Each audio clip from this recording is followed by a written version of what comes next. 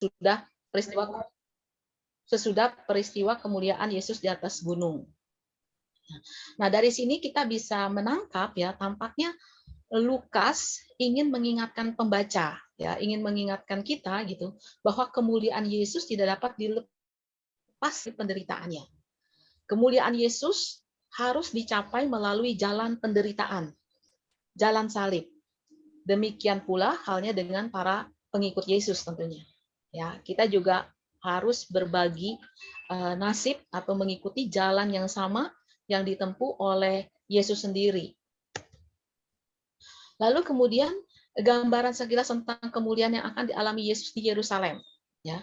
Nah, jadi sesudah dimuliakan di atas gunung, Bapak dan Ibu, Yesus mulai berjalan ke Yerusalem. Tadi itu kita lihat dalam konteks teksnya, ya.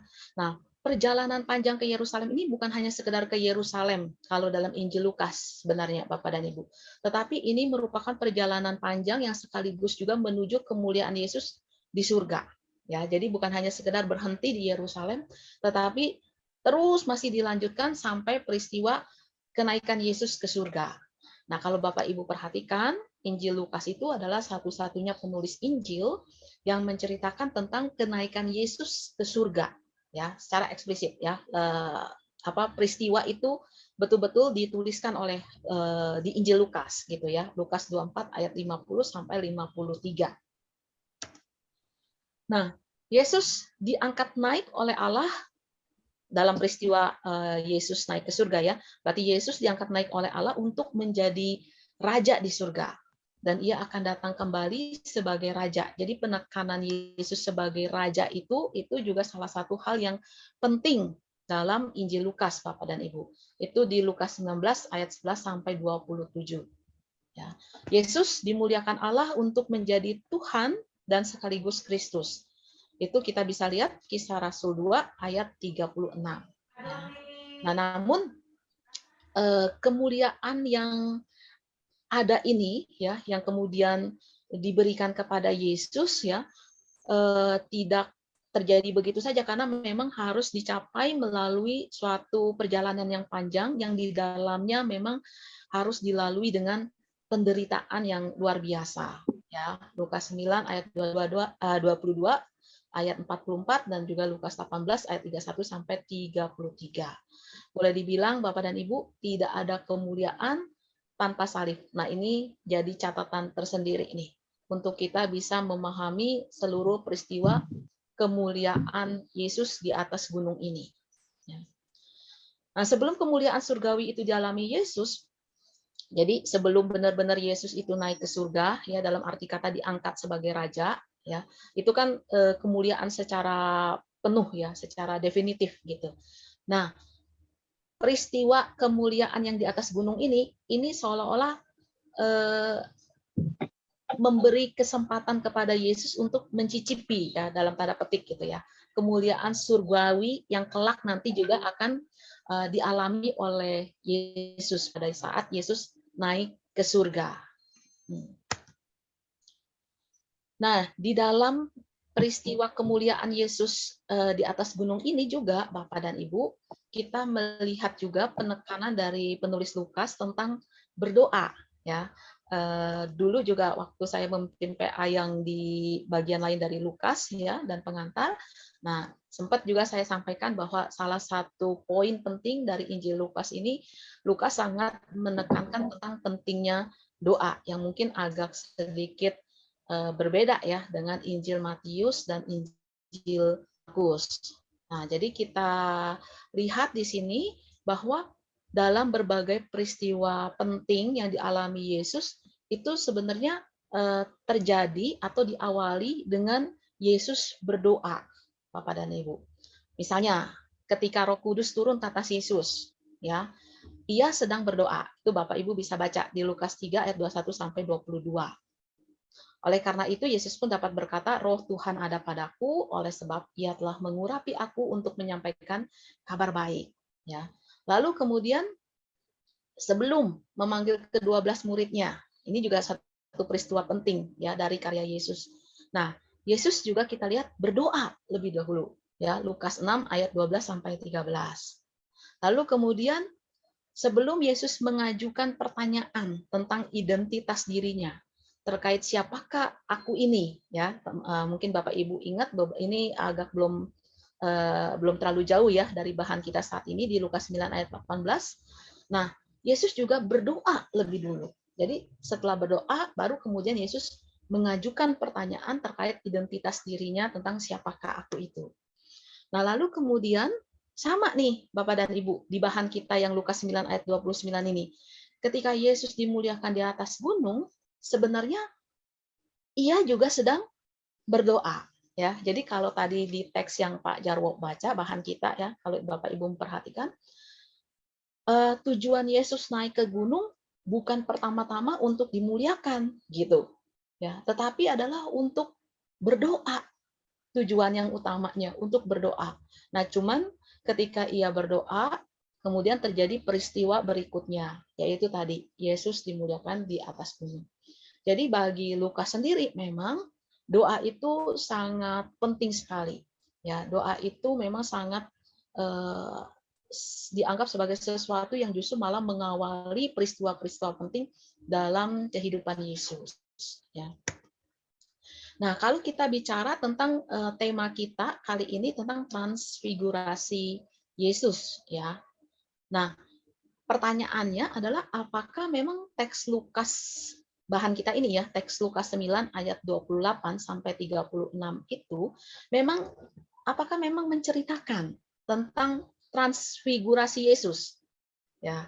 Nah, jadi transfigurasi ini boleh disederhanakan dalam arti ya, dalam maknanya sebagai perubahan bentuk, metamorfosa kalau dalam bahasa Yunaninya ya, transfigurasi, metamorfosa, perubahan bentuk. Kalau ingat atau mendengar kata metamorfosa ya, metamorfosis gitu Bapak Ibu, mungkin Bapak Ibu ingat ya tentang hewan misalnya kupu-kupu, ya betul gitu ya, kodok gitu ya, katak gitu ya, yang bermetamorfosis dari yang sebelumnya, bentuk sebelumnya yang misalnya kalau kupu-kupu kan dari ulat gitu ya, sampai jadi kupu-kupu.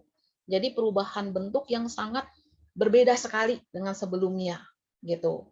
Ya, kupu-kupu kan yang ada sayapnya, bisa terbang dan sebagainya, yang kadang warnanya cantik gitu ya, yang kita anggap cantik. Nah, kan beda ya dengan bentuk ulat. Begitu juga kodok ya atau katak. Nah, itu metamorfosa, perubahan bentuk yang sangat radikal gitu, yang berubah banget gitu dari yang sebelumnya. Nah, apakah memang Yesus mengalami perubahan bentuk dalam arti transfigurasi atau metamorfosa ini gitu, Bapak dan Ibu? Kalau kita memperhatikan nih, kan tadi peristiwa kemuliaan Yesus di atas gunung juga bukan hanya di Lukas gitu ya, tapi juga ada di Injil paralelnya yaitu di Markus dan Matius. Nanti kalau Bapak Ibu punya kesempatan boleh juga ya lebih memperhatikan lagi secara detail di waktu di rumah gitu ya Bapak dan Ibu ya, di luar jam PA ini. Nah, kalau menurut Markus dan Matius, iya ya. Jadi dalam peristiwa kemuliaan Yesus di atas gunung itu betul terjadi metamorfosa, ya, terjadi transfigurasi tadi, perubahan bentuk yang radikal tadi. Karena di Markus dan Matius itu memang kalau kita melihat atau merujuk ke istilah transfigurasi tadi tuh ke dalam bahasa Yunaninya, betul yang digunakan adalah kata metamorfo gitu ya. Nah, jadi kalau dalam TBLAI mungkin nggak terlalu berasa nih Bapak dan Ibu. Sebab kalau di TBLAI kita cuman lalu Yesus berubah rupa di depan mata mereka. Tapi kata berubah rupa yang di LI diterjemahkan berubah rupa ini, nah ini mengacu kepada teks Yunani metamorfo gitu. Dan pakaiannya sangat putih berkilat-kilat. Lalu di Matius juga, lalu Yesus berubah rupa, ya. Nah, sama pakai kata berubah rupa untuk terjemahan bahasa Indonesianya, tapi ini juga merujuk ke bahasa Yunaninya metamorfo. Nah, kalau Bapak Ibu juga membandingkannya lagi nih dengan terjemahan bahasa Inggris dari New Revised ya, New Revised Standard Version. Nah, kata yang digunakan dalam bahasa Inggris juga transfigured ya. Jadi transfigurasi betul, transfigured. Jadi sama ngikutin sejalan dengan istilah Yunaninya metamorfo. Nah, itu tapi di Markus dan Matius, Bapak dan Ibu. Lalu bagaimana dengan yang di bahan kita? Ya, kita sebabnya lagi nggak ngomongin Markus Matius sih ya. Kita lagi ngomongin tentang Lukas nih gitu. Jadi kalau yang di Lukas bagaimana? Nah, kalau yang di Lukas nih Bapak dan Ibu ya, Lukas agak berbeda. Jadi kalau yang di Lukas 9 ayat 29, di situ kalau dalam TBLAI-nya bahasa Indonesianya dikatakan ketika ia sedang berdoa, rupa itu dalam bahasa Yunaninya eidos, wajahnya prosopon berubah heteros dan pakaiannya menjadi putih berkilau-kilauan. Jadi berubah itu diterjemahkan dari kata Yunaninya heteros kalau yang di Lukas, bukan tadi yang di Matius dan Markus tuh metamorfo gitu. Nah, jadi ini ada perubahan nih. Nah, kalau terjemahan bahasa Inggris ya New Revised Standard Version-nya juga nggak pakai transfigured di sini di Lukas 9 ayat 29, tapi pakai istilahnya change aja ya. Jadi memang mengacu kepada heteros ini. Nah, jadi kalau heteros ini boleh dibilang ya hanya sekedar menjadi lain gitu. Bukan berarti apa ya tadi perubahan yang radikal gitu seperti dari ulat menjadi kupu-kupu gitu ya. Tapi kalau ini heteros itu hanya sekedar ya berbeda, wajahnya berbeda, menjadi lain gitu. Tapi bukan berarti dalam arti yang sangat magis gitu atau yang sangat radikal sekali gitu. Nah, mengapa bisa begini? Nah, dugaannya gitu ya menurut para penafsir juga, Lukas memang tidak ingin terlalu menekankan tentang perubahan secara physically dari diri Yesus. Kadang kita yang justru kadang menekankan hal-hal yang seperti itu ya, yang secara fisik gitu. Karena bukan itu yang memang perlu ditekankan menurut Lukas, bukan itu yang terlalu penting gitu. Tetapi yang penting ada lagi dalam peristiwa itu, bukan soal perubahan fisik yang entah itu bersifat magis atau apa. Nah, Lukas juga tidak ingin menggiring pembacanya untuk menafsirkan perubahan itu secara magis, secara luar biasa gitu. Ya berbeda, oke berbeda, tetapi kita tidak perlu berspekulasi tentang hal itu berbedanya itu seperti apa. Karena memang Lukas tidak ingin menekankan ke arah yang tanda lahiriah seperti itu, begitu ya. Jadi kalau di teks kita ya tidak ada penjelasan tentang berbedanya itu seperti apa. Beda ya dengan kalau yang di Matius ya atau Markus ya, saya agak lupa nih. Nah, itu disebutkan tentang wajahnya sampai seperti matahari ya, matahari kalau Bapak Ibu lihat ya. Jadi kayak seolah-olah kayak Illuminati gitu ya, luar biasa gitu. Nah, tapi kalau Lukas tidak begitu ya, dia cuma bilang ya pakaiannya menjadi putih berkilau-kilauan ya. Nah, putih berkilau-kilauan ini memang ungkapan yang sangat sering digunakan terutama dalam sastra-sastra apokaliptis yang memang ingin menunjukkan sesuatu yang sifatnya tuh adikodrati gitu ya, sesuatu yang sifatnya keilahian. Jadi ya seperti itu gitu. Nah, jadi sekali lagi Lukas tidak ingin berspekulasi atau tidak ingin menekankan soal perubahan jasmania atau fisik Bapak dan Ibu.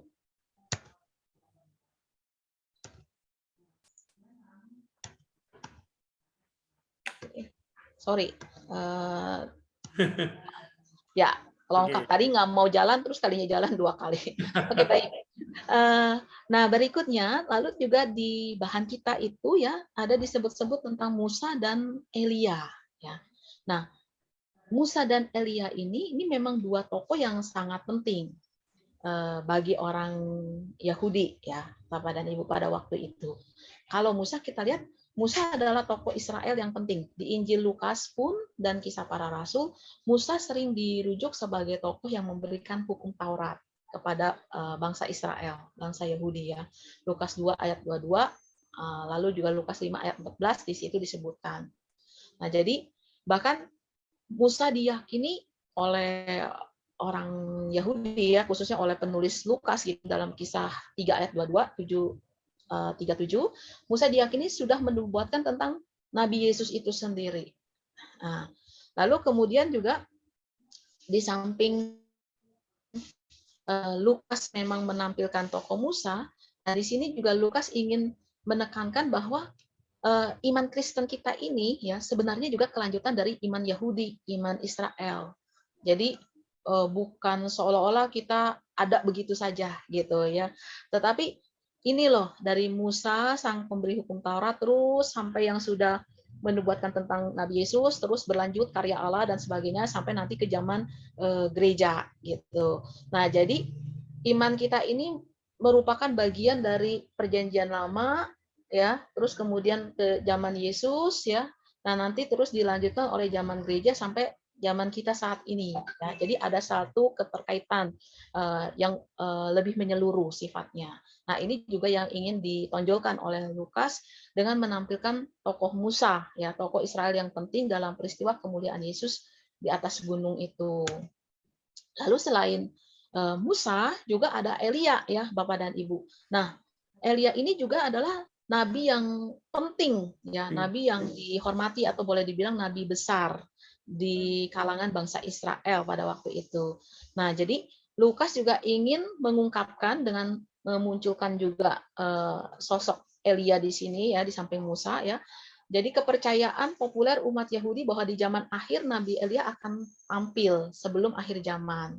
Ya, itu sesuatu yang memang sudah dipercayai di kalangan Yahudi pada saat itu gitu.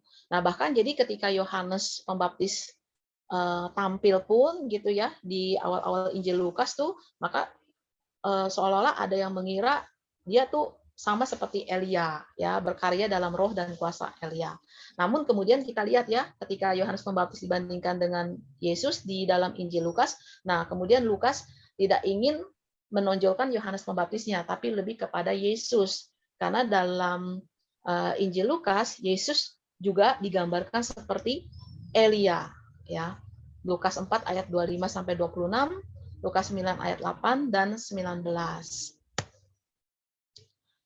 Nah, Musa dan Elia ini ketika menampakkan diri gitu ya, atau ketika bergaul dengan Yesus di atas gunung yang dimuliakan itu, nah, mereka berbicara ya tentang Mesias yang menderita. Jadi Musa dan para nabi PL diyakini sudah menubuatkan bahwa Mesias mereka yang akan hadir dalam sejarah bangsa Israel adalah Mesias yang memang harus menderita untuk mencapai kemuliaannya.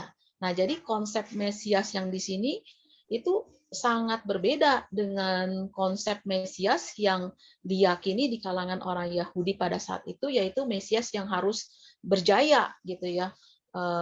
Mesias yang harus membawa kemenangan untuk bangsa Yahudi, bangsa Israel. Tapi bahkan Musa dan para nabi pun menurut Injil Lukas itu sudah menubuatkan bukan Mesias yang seperti itu yang nanti yang hadir dalam sejarah bangsa Israel, tapi Mesias memang menderita untuk mencapai kemenangannya.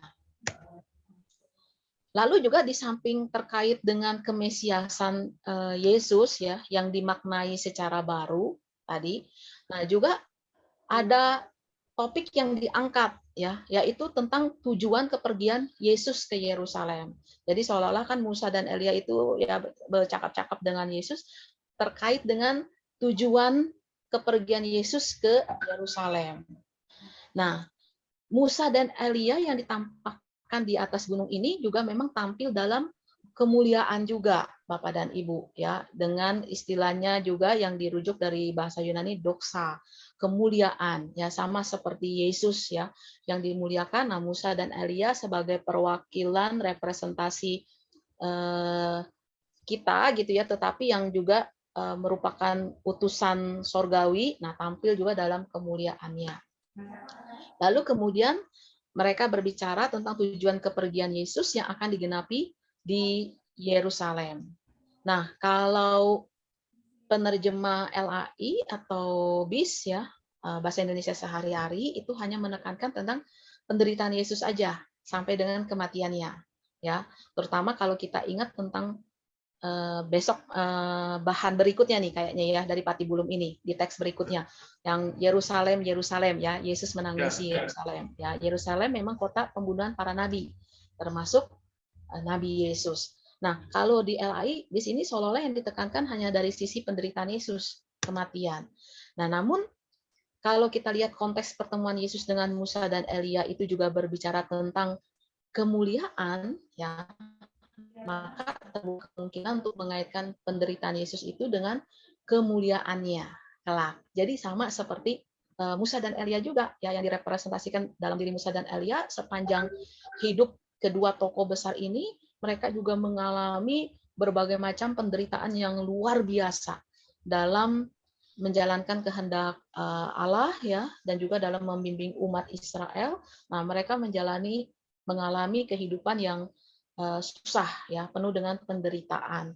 Tetapi akhir dari hidup mereka, baik Musa dan Elia pun juga dimuliakan oleh Allah ya. Nah, juga terkait dengan Yesus seperti itu ya. Ada memang penderitaan yang akan dialami dalam perjalanannya menuju Yerusalem ya, di Yerusalem bahkan nanti akan mati dan disalibkan mati gitu ya. Tetapi tidak berhenti di situ, karena kemudian Yesus dibangkitkan, bahkan diangkat naik ke surga, ya dimuliakan sebagai raja.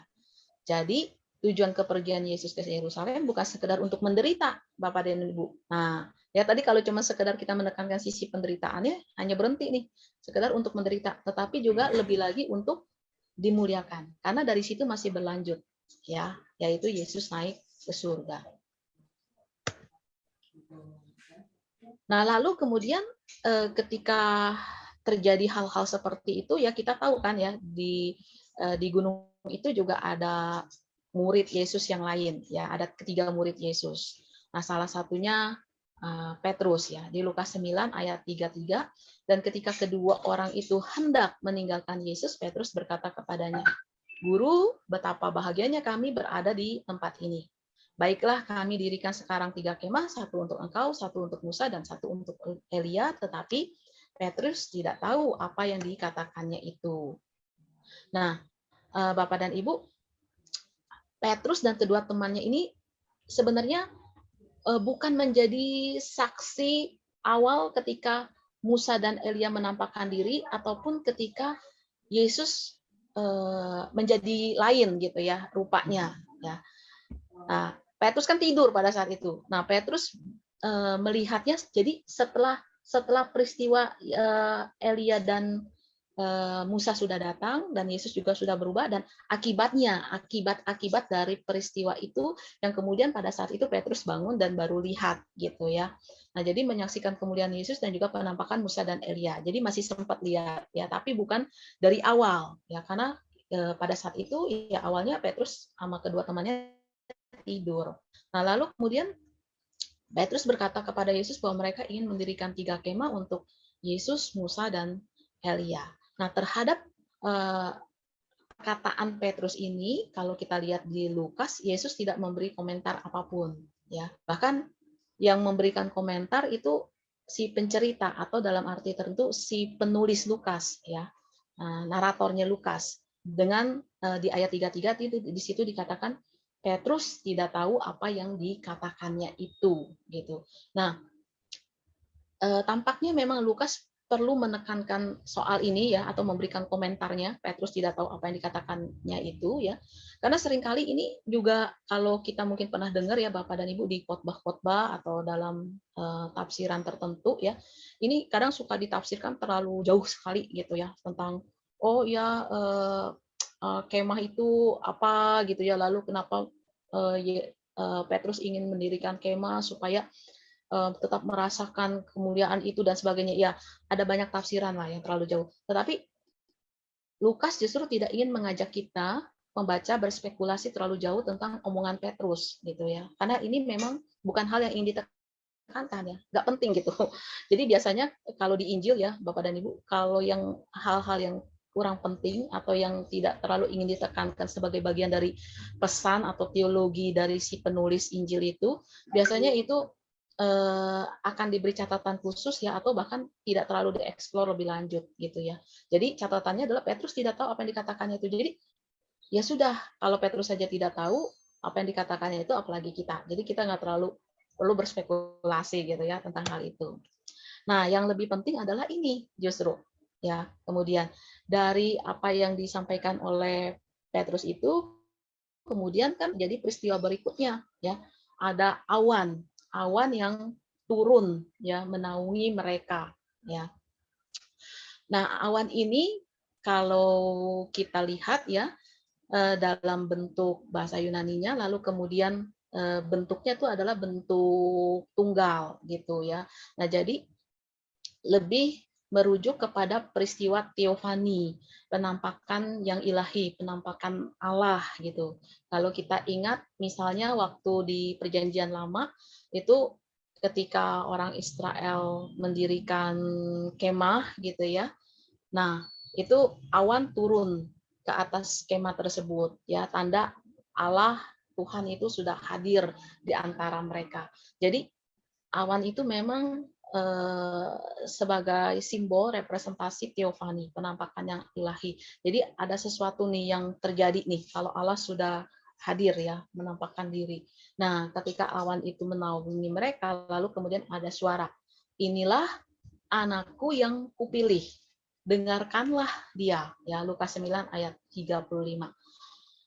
Kita ingat nggak, rumusan ini kan mirip ya Bapak dan Ibu, soal inilah anakku. Nah, kalau yang di peristiwa Lukas di awal itu tentang baptisan Yesus juga ada ya perkataan ini, rumusan perkataan ini, cuman agak beda ya. Kalau di sini anakku yang kupilih, kalau yang di awal itu yang di peristiwa baptisan anakku yang kukasihi ya. Di sini anakku yang kupilih, dengarkanlah dia. Nah, ini kembali ditegaskan tentang jati diri Yesus, identitas Yesus ya sebagai anak Allah.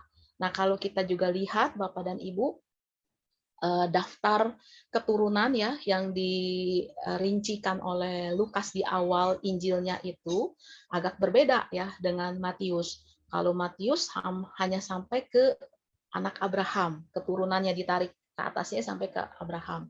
Tapi kalau di Lukas kita lihat bukan hanya sekedar anak Daud, anak Abraham, tapi terus sampai ke anak Adam dan anak Allah ya, sampai ke anak Allah. Nah, jadi Lukas ini konsisten ingin menampilkan jati diri Yesus sebagai putra atau anak Allah sendiri gitu ya. Anak Allah yang memang dipilih, anak Allah yang memang mempunyai hubungan yang khusus, yang luar biasa dengan Allah dan karenanya dipercaya ya, dipilih untuk mengemban tugas ya atau melakukan mandat dari yang ilahi itu sendiri. Nah, karena anak ini yang memang sangat dipercaya untuk menyelesaikan mandat tersebut ya. Nah, jadi kita pun juga diminta nih selanjutnya, dengarkanlah dia. Karena anak ini sendiri merupakan representasi langsung dari Allah sendiri. Di dalam anak ini eh, ke seluruh keberadaan diri Allah itu ditampakkan gitu. Jadi mendengarkan anak sama seperti mendengarkan Allah sendiri. Nah, jadi untuk menaati Allah ya taatilah anak. Dengarkanlah dia. Nah, kata dengarkanlah ini bukan sekedar dengar biasa gitu ya, tapi dengarkan dalam arti kata ikuti ya, taati apa yang memang disampaikan atau diminta oleh sang anak itu sendiri kepada kita begitu. Nah, jadi episode Yesus dimuliakan di atas gunung ini ditutup dengan suatu pernyataan yang sangat penting sekali, yaitu dari firman Allah ini yang menegaskan dua hal.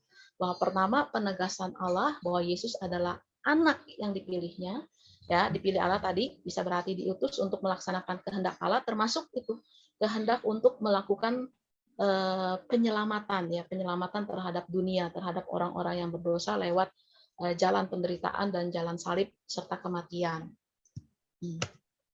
Nah, lalu kedua, perintah Allah bahwa para murid harus mendengarkan Yesus, dengarkanlah dia. Jadi mendengarkan apa? Nah, tampaknya tentang penderitaan Mesias atau Yesus tadi yang harus dijalani untuk mencapai kemuliaannya. Nah, ini yang perlu kita perhatikan nih, bahwa tidak ada kemuliaan tanpa penderitaan, dan juga tidak ada penderitaan tanpa kemuliaan. Sama seperti Yesus yang dimuliakan dengan mengalami terlebih dahulu penderitaan, dan kita diminta untuk mendengarkan Yesus, maka kita sebagai para murid Yesus juga harus siap. harus siap untuk melalui jalan yang sama seperti jalan yang sudah ditempuh oleh Yesus sendiri. Ya, nah ini jadi kita diminta untuk melakukan hal yang sama sebagai para pengikut Yesus, Bapak dan Ibu. Jadi kalau mau disederhanakan atau diringkas gitu ya, summary pemaknaan perikop Lukas ini, boleh dibilang bahwa kemuliaan Yesus di atas gunung itu terjadi sesudah pemberitahuan pertama tentang penderitaannya dan sebelum pemberitahuan kedua tentang hal yang sama, ya. Jadi unsur penderitaan memang kuat dan tidak terhindarkan gitu. Nah, jadi kemudian sebelum memasuki penderitaannya di Yerusalem, Yesus mengalami sekilas kemuliaannya. Dari kemuliaan yang akan dialami selama-lamanya di surga kelak, antisipasi terhadap kemuliaan Yesus sebagai Raja di surga. Nah, sampai di sini rupanya. Ya, jadi summary-nya sampai di sini, Bapak dan Ibu. Ya, itu bahan yang bisa saya sampaikan terkait dengan perikop Lukas, peristiwa kemuliaan Yesus di atas gunung. Begitu. Silakan kalau di antara Bapak dan Ibu mau mendiskusikan lebih lanjut. Terima kasih Kak Yesi. Ya. Untuk pemaparannya yang luar biasa. Seperti yang saya katakan tadi, ada banyak rahasia di sini. Dan semoga yang dipaparkan Kak Yesi cukup menjawab misteri itu. Tetapi saya yakin juga bahwa ada hal-hal yang pasti ingin digali lebih dalam. Karenanya kepada Bapak Ibu sekalian diberikan kesempatan untuk berdiskusi bersama-sama. Mari kita berdiskusi bersama-sama.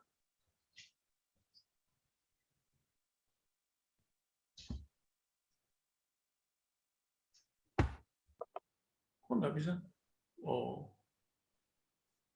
Kak Esi mungkin Kak Esi, apa namanya? Share screen-nya ditutup dulu Kak Esi. Oke, saya tutup ya. Supaya bisa melihat banyak orang ya.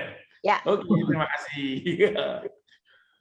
Mari Bapak Ibu, silakan menggunakan kesempatan untuk bisa menggali lebih dalam apa yang disampaikan Kak Yesi tadi. Bu Eva, mau bertanya ke Bu Eva, silakan Bu Eva. Belum ada Pak, masih mencerna. Ya, saya lihat Ibu maju ke depan dengan semangat. Terima kasih Bu Eva. Bang Dapot silakan. Aduh, ini pertama. Iya. Oke, ini masih banyak nih kalau dibilang Mas Jaro, udah sapa Mas Jaro nih. Nah, iya sih, waduh ini bagus banget pemaparannya. Tapi ada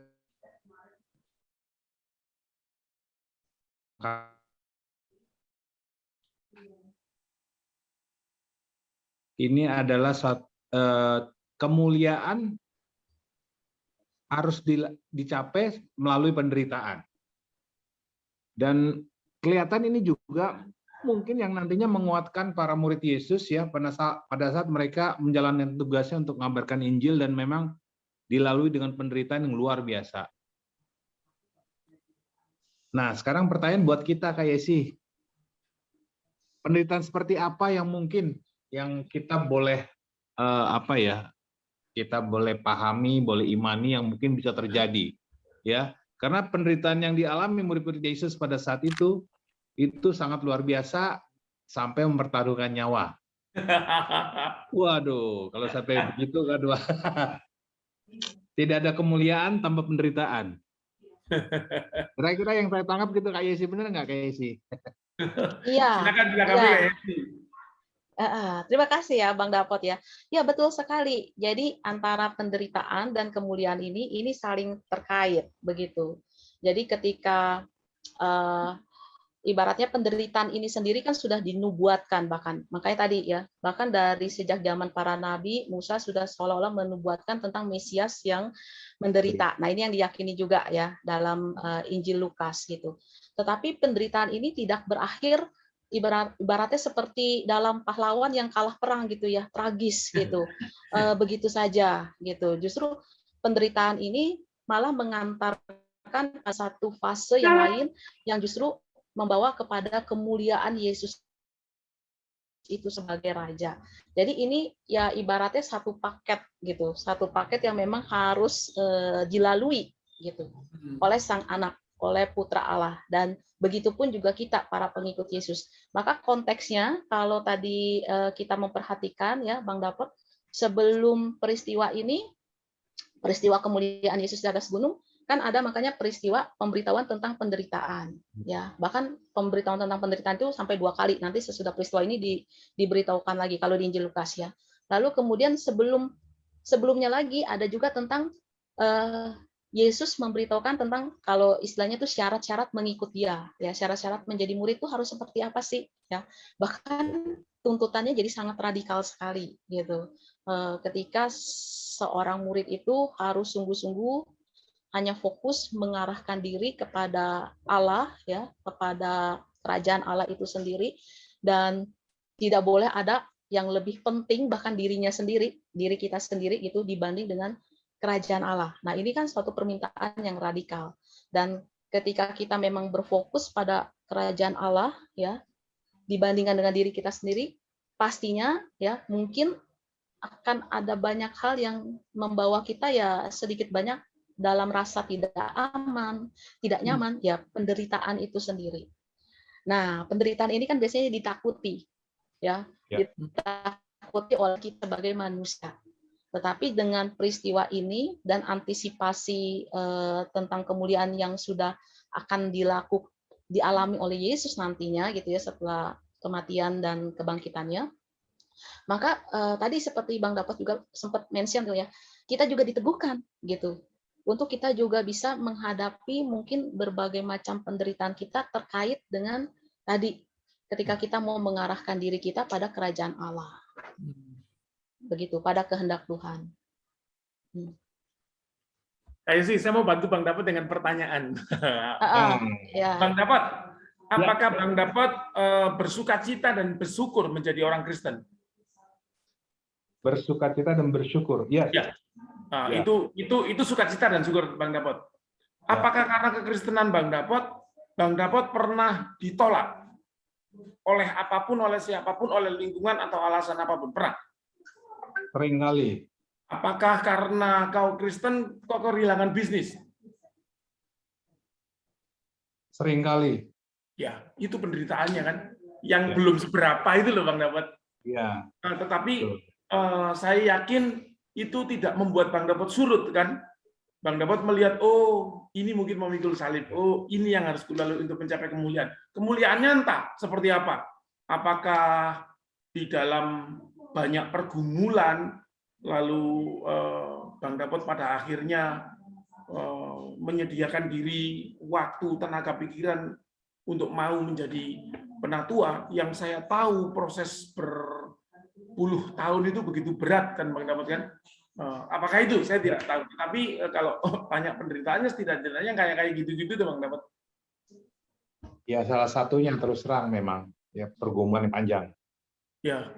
Dan dalam bisnis juga, apalagi saya udah menjadi pebisnis, wah itu luar biasa. Apalagi kalau kita mengacu pada firman ya, jangan menyuap orang, salah satunya, jangan juga kalau kita jangan iri kepada orang yang melakukan, yang berhasil karena melakukan perkara yang jahat. Itu kan salah satu yang jalan kita tempuh kan, ya. Jadi memang pilihan-pilihan seperti itulah yang jadi memang kita ambil. Jadi juga kita siap juga, barangkali mungkin yang kita capai tidak sebesar orang lain yang bisa melakukan yang jahat gitu ya. Ya banyak hal-hal yang kita nggak boleh berdamai dengan hal-hal yang dunia berikan, ya mengenakan. Jadi memang kembali pertanyaannya, kalau kita masih hidup nyaman-nyaman, barangkali kita harus bertanya ke dalam diri kita, ya, apakah kita sudah menderita? Dan sebaliknya, kalau kita tidak menderita, berarti kemuliaan itu barangkali bukan yang kita akan peroleh gitu kan? Kalau soal menderita, mungkin kita semua sudah, khususnya kaum ibu ya, Pak Dapot dan Pak Jarwo. Kalau seorang ibu itu kan, untuk menjadi seorang ibu, mendapatkan sebutan ibu itu kan harus melalui penderitaan. Mungkin kaum bapak tidak mengetahuinya. Ya, mengandung itu kan mengandung 9 bulan lebih itu kan membawa 24 jam dalam tubuhnya. Mengandung dan membawa risiko, Ibu. Suatu berat yang makin bertambah dari waktu ke waktu sampai 15 kilo tambahnya ya.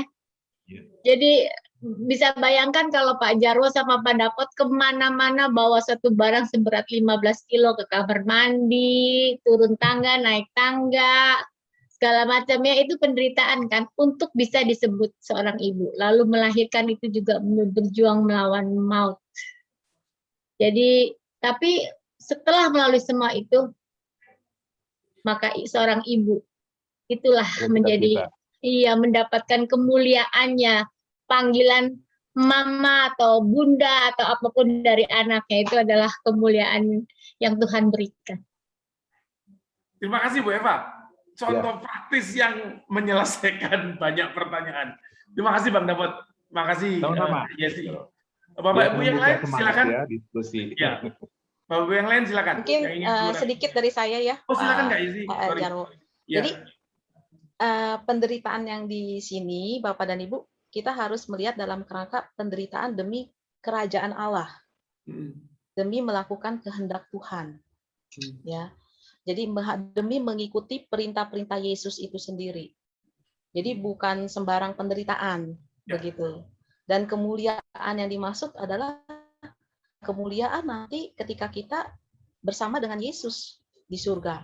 Jangan ditanya surganya itu seperti apa, gitu ya. Tapi bersama dengan Yesus di surga, ya itu kemuliaannya, gitu. Dalam arti itu sama seperti Yesus yang diangkat ke surga, kita pun juga akan diangkat bersama-sama dengan Yesus, gitu. Tapi jadi bukan berarti sembarang penderitaan ya, tapi penderitaan yang demi kerajaan Allah, demi melakukan kehendak Allah. Iya. Terima kasih Kak Yesi. Ilustrasi dari Bu Eva tadi kan sebetulnya hanya pendekatan yang paling gampang dipahami, gitu ya. Bahwa apa sih mendapat kemuliaan setelah penderitaan? Oh itu. Tetapi yang disampaikan di materi bahasan malam ini memang khusus yang tentang mendapat kemuliaan bersama dengan Yesus. Boleh tanya nggak, Bu Yesi? Kalau kita berdoa Bapa kami kan kerajaanmu datanglah. Dalam arti surga yang dimaksudkan itu bukan setelah kita mati kan? Di dalam doa itu kan kerajaan Allah, surga itu di bumi ini, betul ya Bu Yesi ya? Jadi pada saat kita misalkan kondisi seperti tadi Pak Dapot ceritakan, ada tekanan yang begitu berat dari lingkungan di mana Tuhan tempatkan kita, di mana budayanya adalah budaya korup misalnya, budaya manipulasi, tapi kita mau tetap mengikut kehendak Tuhan, maka ada surga di dalam hati kita, ada damai sejahtera yang melampaui segala akal. Apakah bisa dibenarkan apa yang saya pikirkan ini, ataukah surga yang dimaksud Bu Yesi itu surga yang setelah kita mati, bukan di dunia ini? Terima kasih Bu Eva. Silakan Kak Yesi. Ya, ini agak beda ya konteksnya doa Bapa kami ya. Kita agak maksudnya sebabnya bahan kita tentang kemuliaan Yesus di atas gunung nih, bukan tentang doa Bapa kami. Tapi kalau sedikit emang Ibu mau bicara tentang doa Bapa kami terkait datanglah kerajaanmu, kemuliaan Tuhan, kerajaan Tuhan, surga. Ya, kerajaanmu kan gitu. Nah, ya kalau bagi saya sendiri, saya memahaminya bagaimana kita memang menghadirkan ya suasana kerajaan itu, suasana sorgawi itu di bumi ini, gitu. Ya bukan berarti surganya turun atau seperti apa, tapi kita menghadirkannya bagaimana? Ya tadi melakukan lagi kehendak Tuhan. Dengan melakukan kehendak Tuhan itu kita menghadirkan kerajaan Allah di bumi ini. Ya, kita menghadirkan suasana surgawi di bumi ini. Nah, tapi kalau memang terkait dengan bahan kita yang tadi, kemuliaan Yesus di atas gunung, memang agak lebih spesifik. Kemuliaannya ada kemuliaan diangkat ke surga. Jadi memang bicara mungkin setelah kita mati. Jadi agak sedikit beda ya. Saya ingin menyambungkan itu Kak Yesi. ada pemahaman yang tidak perlu harus mendikotomikan materi ini dengan doa Bapa kami. Kan saat ini ajaran kita mengatakan bahwa surga itu tidak diyakini sebagai sebuah tempat. Hidup abadi dalam kemuliaan surga itu adalah mengalami persekutuan yang benar dengan Allah Tritunggal. Nah, itu pemahaman tentang surga. Jadi bukan setelah kita mati, sekarang pun ketika kita mengalami persekutuan yang benar dengan Allah Tritunggal, itu surga gitu. Tentang yang Bu Eva tadi katakan, datanglah kerajaanmu, jadilah kehendakmu di bumi seperti di surga. Itu sebetulnya lebih merujuk kepada kita. Kitalah yang diperintahkan untuk menghadirkan surga itu, kemuliaan itu, melalui kehidupan kita, melalui tindakan kita, melalui respon dan keputusan-keputusan kita, supaya ya dunia ini, lingkungan ini penuh dengan kedamaian, penuh dengan kesejahteraan, penuh dengan kemuliaan itu. Pemahamannya seperti itu. Begitu kayaknya sih. Begitu. Ya, dalam arti itu memang betul Pak. Saya juga tidak ingin mendikotomikan gitu ya, bukan berarti jadi ekstrim ini ekstrim, bukan ya.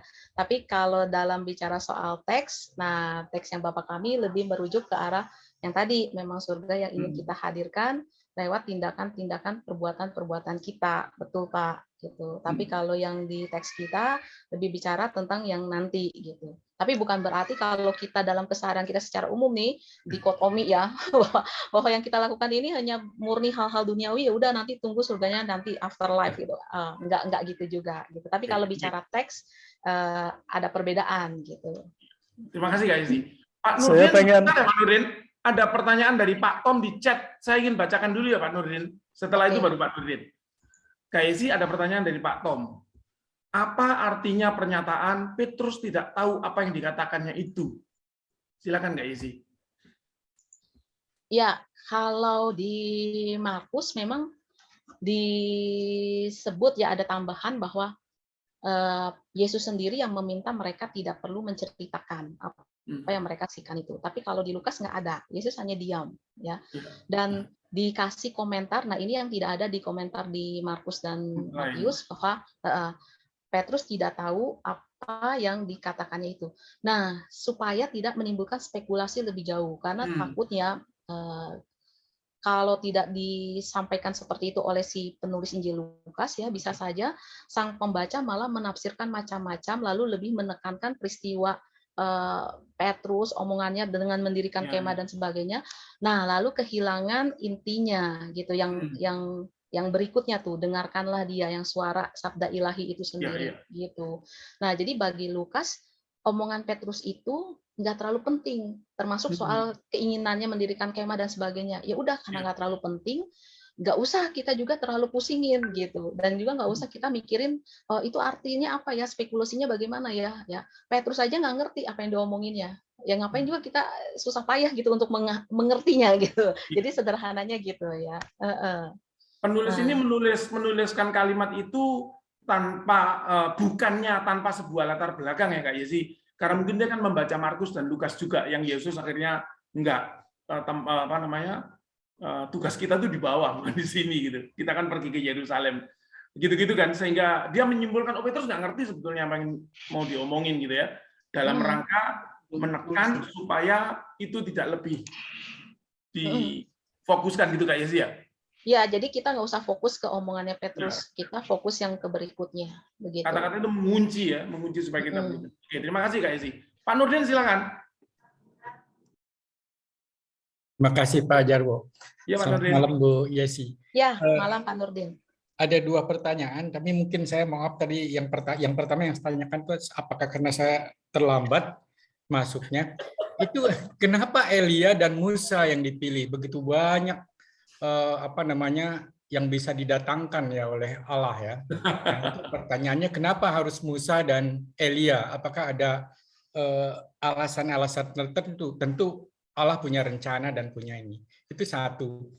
Yang kedua, kalau kita lihat di ayat yang ke-36, ketika suara itu terdengar, nampaklah Yesus tinggal seorang diri dan murid-muridnya itu merahasiakannya. Ya, saya barusan dengar dari kayak sih bahwa memang Yesus meminta untuk tidak menceritakan, dan itu sepertinya kebiasaan Yesus ya. Untuk ketika menyembuhkan orang yang sakit pun atau orang yang buta dicelikan juga, kamu jangan bilang siapa-siapa ya. Ini kenapa? Justru bukankah itu satu hal yang harus disampaikan kepada orang-orang tentang kemuliaan Yesus itu? Kira-kira itu pertanyaan saya. Kenapa Yesus harus berbicara dan menyampaikan? Padahal itu kemuliaan yang dilihat oleh murid-muridnya, dan mungkin itu yang perlu disampaikan kepada orang-orang supaya yakin dan percaya bahwa dia itu adalah memang anak Allah yang telah dipilih. Itu pertanyaan saya. Terima kasih, Kak. Terima kasih, Pak Nurdin. Kak Yesi, silakan. Jelaskan pertanyaan, nggak bisa ulang kan? Ya, Silakan, yang pertama Pak Nurdin, di awal tadi saya udah bicara juga tentang Musa dan Elia. Mengapa dua tokoh ini? Jadi dua tokoh ini dianggap penting, tokoh besar oleh bangsa Israel pada zaman Yesus. Ya, kalau Musa keterkaitannya dengan pemberi hukum Taurat. Ya, itu sesuatu yang sangat mendasar sekali dalam hidup bangsa Israel. Lalu juga Elia itu dianggap sebagai nabi penting dalam kehidupan bangsa Israel, nabi besar. Ya, bahkan boleh dibilang dia dianggap di satu bagian teks sebagai bentara yang mendahului kerajaan Allah gitu. Nah, jadi dua tokoh ini penting, dan dua tokoh ini juga mengalami perjalanan hidup yang tidak mudah untuk melakukan kehendak Allah ya dalam rangka membimbing umat. Musa penderitaannya luar biasa dalam membimbing umat ya, mulai dari mengeluarkannya dari perbudakan Mesir, terus perjalanan di padang gurun dan sebagainya ya. Nah, itu penderitaan luar biasa. Lalu juga Elia juga dalam melakukan kehendak Allah itu juga nggak mudah, banyak mengalami penderitaan.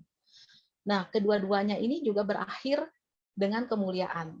Ya, jadi baik Musa dan Elia sama-sama dimuliakan, sama-sama kalau dalam cerita itu kan naik gitu ya, diangkat naik oleh Allah gitu ke surga. Nah, jadi ini representasi gitu, dua tokoh penting ini. Jadi yang dianggap dipilih untuk mewakili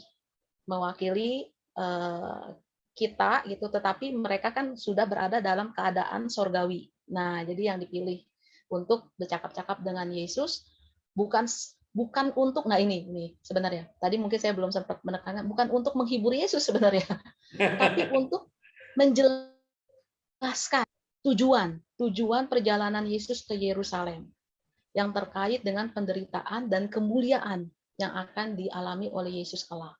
Begitu.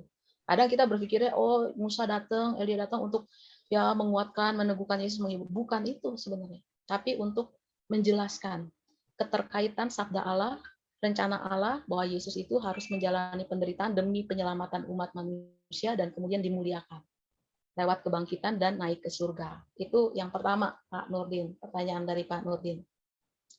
Lalu yang berikutnya, yang kedua tadi soal Petrus ya, soal itu ya, tidak memberitahu ya, soal tidak memberitahu ya. Nah, tadi yang saya sempat sebutkan bahwa yang di Markus Pak justru ada yang catatan Yesus tidak ingin para murid menceritakan hal itu di Markus, tapi di Lukas tidak ada catatan khusus dari Injil Lukas tentang Yesus yang melarang para murid. Tapi yang di Lukas cuma dikatakan bahwa para murid itu ya tidak menceritakan. Nah, ya ini memang kita tidak terlalu tahu ya kenapanya, tetapi kalau menurut dari beberapa tafsiran yang saya baca gitu ya. Nah, ini juga bisa dilihat dari biasanya penampakan ilahi yang luar biasa itu kadang memang membuat orang jadi sederhananya kayak syok gitu ya. Nah, kalau syok gitu kan jadi kan kayak tidak mampu berkata-kata. Nah, atau juga yang kedua adalah kemungkinannya memang belum saatnya. Jadi sama seperti ketika misalnya Petrus di teks-teks sebelumnya di Lukas tuh ingin menyampaikan bahwa engkau adalah Mesias ya kan, jangan diomongin dulu karena Mesiasnya Petrus tuh masih seolah-olah Mesias yang kurang kurang penuh gitu ya, kurang tepat gitu. Mesias yang masih berkonsep tentang kejayaan rajawi gitu, bukan Mesias yang menderita. Makanya ditahan oleh Yesus di teks Lukas yang sebelumnya.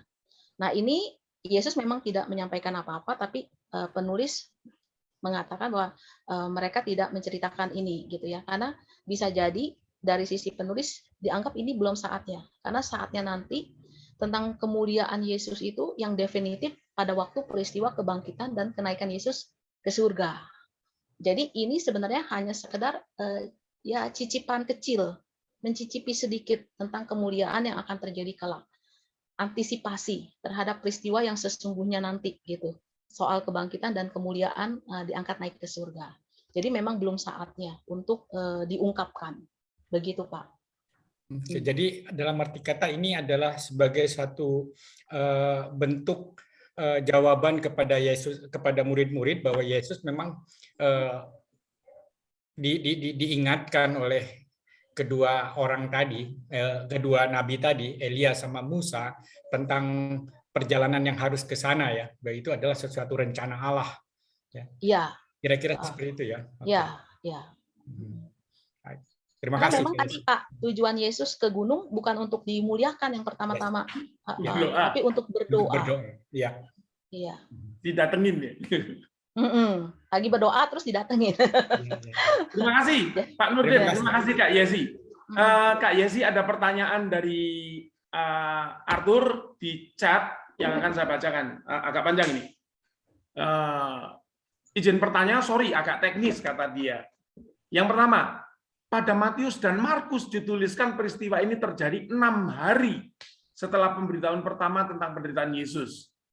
Sedangkan di Lukas dituliskan kira-kira 8 hari. Apakah ada penafsiran yang bisa menjelaskan perbedaan ini? Karena seringkali perbedaan-perbedaan kecil semacam ini menjadi bahan kritik orang-orang yang belum percaya. Tentang 6 hari dan 8 hari, Kak Yesi. Di Matius, Markus 6 hari, di Lukas 8 hari.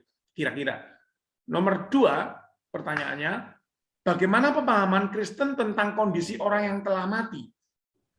Mengapa ditampilkan bahwa Musa yang dituliskan di Alkitab telah meninggal dan Elia yang memang diangkat ke surga bisa tiba-tiba bertemu dengan Yesus kembali? Bukankah dunia orang mati berbeda dengan dunia orang yang masih hidup? Mari silakan. Waduh, susah ya menjawabnya ya. Belum pernah mati. Ya, ini pertanyaannya susah sekali Pak Arthur ya. Jadi saya juga nggak ingin terlalu berspekulasi ya untuk menjawabnya ya. Tapi dari apa yang saya tahu dan apa yang saya baca ya. Nah kalau di Lukas itu memang disebutkan kira-kira 8 hari. Nah 8 hari dari sejak peristiwa itu terjadi ya. Kalau kita lihat teksnya. Jadi 8 hari dari mana? Dari peristiwa-peristiwa terjadi. Dari kalau dihitung mundur kurang lebih itu dari memberitahukan tentang penderitaannya yang pertama. Kan ada 2 kali pemberitahuan tentang penderitaan Yesus. Pertama, peristiwa itu kurang lebih 8 hari. Nah, bisa terjadi perbedaan ya kalau di Matius Markus 6 hari karena memang urutan perikopreknya bisa jadi berbeda gitu.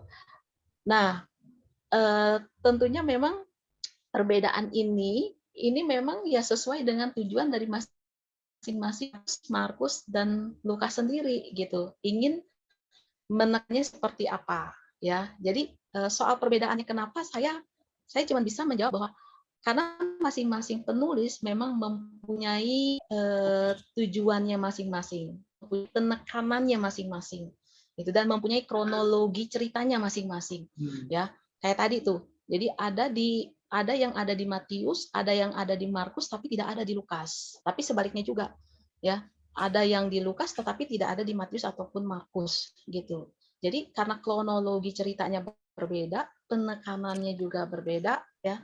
Nah, maka bisa jadi ada pilihan yang berbeda. Tetapi terlepas dari itu nih, menurut saya, nah kita kan ini bukan untuk memahami sejarah, ya, sejarah historis, gitu, Bapak dan Ibu. Kalau sejarah historis kan harus tepat ya, misalnya 6 hari ya 6 hari gitu, 8 hari 8 hari gitu. Nah, karena memang cerita Injil itu bukan cerita sejarah historis ya, tetapi terkait dengan refleksi teologis dari para penulis, maka sebenarnya kita tidak terlalu ingin menekankan tentang perbedaan-perbedaan seperti itu gitu, yang secara teknis tadi tuh 6 atau 8 atau berapa ya, tetapi lebih kepada yang penekanan yang besarnya, ya, teologi besarnya dari si penulis ini apa yang ingin disampaikan lewat satu peristiwa yang diceritakan, yang disampaikan dalam satu Injil tertentu, gitu. Jadi ini memang bukan cerita historis, jadi menurut saya juga enggak terlalu harus kita benar-benar teliti ya, apakah ini betul 6 hari, apakah ini betul 8 hari dan sebagainya. Enggak, karena masing-masing penulis punya kepentingannya sendiri. Dan mereka juga tidak ingin mengandaikan itu betul atau enggaknya, terlepas dari keakuratan 6 hari 8 harinya, mereka nggak terlalu mementingkan itu juga, begitu. Jadi yang penting adalah tujuan penceritaan mereka itu tercapai atau tidak. Nah, itu menurut saya sih, Pak Arthur ya. Nggak tahu kalau dari Bapak Ibu yang lain ini ada yang lebih paham ya. Boleh aja silakan gitu ya. Nah, lalu kemudian bagaimana pemahaman Kristen tentang kondisi orang yang telah mati ya? Ini juga susah dijawab ya, karena kita semua, terutama saya gitu ya, belum ada yang saya sendiri belum pernah ke dunia orang mati gitu ya, lalu balik lagi gitu. Jadi saya juga nggak pernah didatengin oleh orang yang sudah mati gitu ya. Nah, cuman kalau dari teks Lukas tadi gitu, ini kan memang mengacu ke tokoh Musa dan Elia. Nah, tokoh Musa dan Elia ini keduanya dalam cerita tuh diangkat, dimuliakan oleh Allah gitu ya ke surga. Nah, kata penampakan nih yang digunakan di Injil Lukas tadi itu kata penampakan yang sama yang digunakan dalam peristiwa sesudah kebangkitan Yesus. Kalau kita perhatikan. Jadi kalau merujuk ke bahasa Yunani-nya, penampakan yang Yesus yang sudah bangkit, istilah Yunani-nya untuk penampakan dengan penampakan yang Musa dan Elia kepada Yesus di atas gunung ini itu sama. Jadi boleh diparalelkan bahwa penampakan Musa dan Elia itu sama dengan penampakan pada peristiwa Yesus sesudah kebangkitannya, gitu. Jadi dengan suatu penampakan fisik, namun dalam kondisi sorgawi. Ya, paling yang saya bisa utarakan seperti itu, gitu Pak Arthur. Jadi kalau mau tahu persisnya bagaimana keadaan orang mati, nggak tahu. Gitu. Tapi kalau mengacu kepada teks ya atau istilah Yunani tadi, itu penampakan fisik, tapi fisik yang berbeda karena fisik yang sudah diubah gitu ya. Jadi seperti fisik yang dalam bentuk sorgawi, persisnya bagaimana jangan tanya saya juga. Nah, tetapi seperti itu. Lalu kemudian ini penampakan yang dipakai ini sama dengan penampakan yang dipakai dalam peristiwa Yesus ketika Yesus sudah bangkit lalu menampakkan diri kepada para muridnya. Nah, seperti itu. Jadi ada perbedaan, tetapi juga sekaligus ada kesamaan secara fisik. Kak Izzy. Ya. Masih mengenai mengapa Musa dan Elia bisa masih dalam konteks ini. Saya bicara. Silakan. Jadi begini, memang betul seperti yang dikatakan Ibu Yesi itu bahwa orang Israel itu menganggap tokoh Musa dan Elia itu penting. Tapi yang jelas Tuhan memilih Musa dan Elia juga kan. Nah, supaya kita perhatikan gitu loh, bahwa yang penting ada 3 tokoh ini, Musa, Elia, dan Yesus. Musa itu perlu didengarkan karena dia membawa firman, kitab Taurat yang dari Allah. Dengarkan Musa. Yang kedua, dengarkan juga Elia. Apa yang dikatakan oleh Elia itu seperti dikatakan oleh para nabi, penting. Tapi justru yang lebih penting ini, dengarkanlah, taatilah dia, Yesus. Ya, jadi 3 itu di dalam membangun iman kita, 3 tokoh penting itu bagi kita loh, bukan bagi orang Israel. Yang penting adalah supaya kita ikutin, dengarkan firman yang dibawakan oleh Musa, yaitu kitab Taurat, dengarkan firman yang dikatakan oleh para nabi, yang dibawakan oleh para nabi, khususnya diwakilkan oleh Elia, tapi terutama dengarkanlah dan taatilah dan ikutilah Yesus, firman yang hidup. Nah, itu bagi kita membangun iman kita itu ada tiga hal itu jadinya. Terima kasih. Terima Ya. kasih Pak Ari. Makasih Pak Hari. Kak Isi Ya, mau nanggepin? Ya, Enggak. sedikit aja Pak. Oh, silakan, Tadi silakan.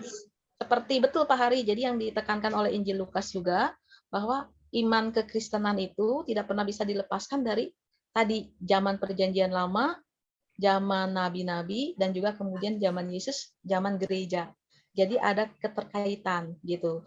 Kita bukan langsung muncul tiba-tiba sendiri gitu nih kekristenan kita, tetapi juga memang merupakan suatu keterkaitan dari kerajaan Allah yang hadir, yang berkarya di zaman perjanjian lama, Musa, ya, lalu zaman nabi-nabi, zaman Yesus, zaman gereja, para rasul dan para muridnya. Ya, Pak Hari. Oke. Kak Isi, Ya, Pak sebelum Jarwo. menjawab pertanyaan Bu Nane yang lebih sulit, saya mencoba untuk nanggepin yang Arthur tadi. Kenapa 6 dan 8 itu? Memang enggak kena sih. Saya mencoba menghitung, Lukas itu memakai terminologi hari itu mulai pagi. Makanya dikatakan jam ke-9 Yesus itu mati. Itu karena dia pakai terminologi jam 6 pagi itu mulai hari baru gitu ya, karena dia memang menulis untuk orang Yunani dan sebagainya. Tapi tetap nggak ketemu, itu tetap 7. Tapi saya pernah dapat pesan begini dari pendeta senior saya dulu.